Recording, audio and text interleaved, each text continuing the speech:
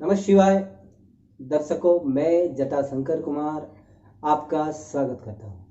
प्रिय दर्शकों, आज एक नए टॉपिक के साथ आप सभी के समक्ष फिर से हम उपस्थित हैं। प्रिय दर्शकों, एक बात जो मैंने ज़्यादातर नए युवक युवतियों के मुंह से सुना है, वे ज़्यादातर कहते हैं मैं तो रियल जीवन में जीता हूँ, ऐश मौज करता हूँ, जिधर मन करे उधर घूमता हूँ, जैसे मन करे वैसे रहता हूँ, कोई दिक्कत नहीं है। वे नकली हंसी देते रहते हैं। यहाँ तक कि ये भी कभी कभी तो मैंने ये भी देखा है कि वो भगवान तक का मजाक उड़ा देते हैं। देखिए, कभी कभी मेरा ऐसा नहीं है कि वैसे लोग हमें नहीं मिलते हैं और मैं समझाता भी, पर आप लोग को बताने का उद्देश्य ये है कि आपके समक्ष भी ऐसे लोग हों, आपके बच्चे भी अगर बिगड़ रहे हो और इस तरह के लाइन में हो, तो आप उन्हें भी वीडियो दिखाएं और उन्हें भी सुधार के तरफ प्रस्तुत करें।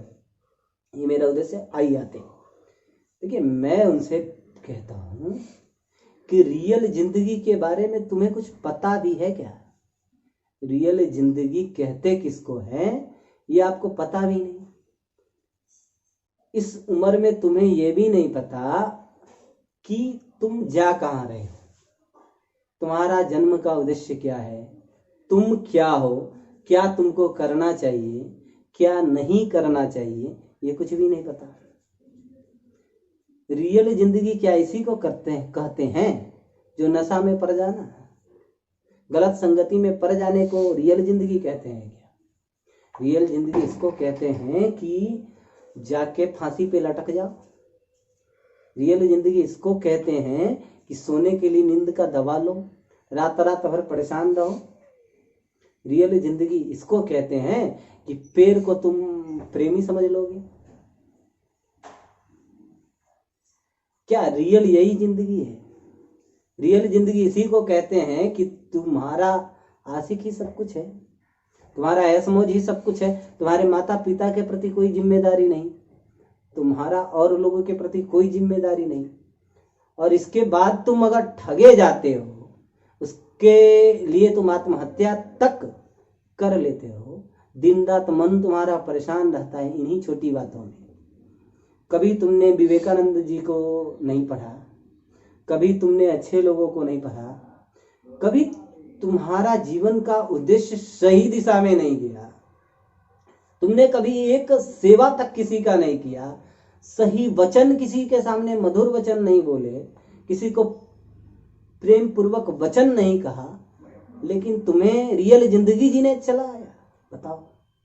मैं वैसे ही बच्चों से कहता हूं, क्या ये रियल जिंदगी है? तुम्हारा नरक का जीवन को अगर रियल जिंदगी कहते हो तो जियो। तुमसे अच्छा जानवर है, कम से कम जानवर में उदासी तो नहीं होता ना।